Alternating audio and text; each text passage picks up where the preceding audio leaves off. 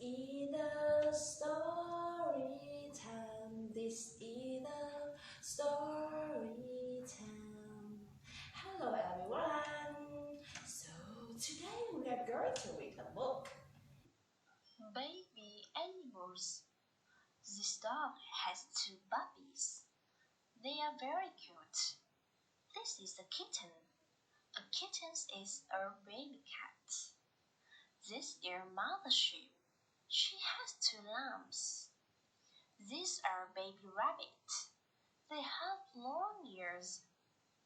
This lion has two cubs. Lion cubs like to play.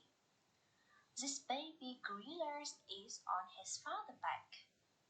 He loves his father. These baby birds are in a tree.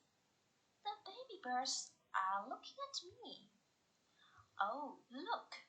What animals can you see?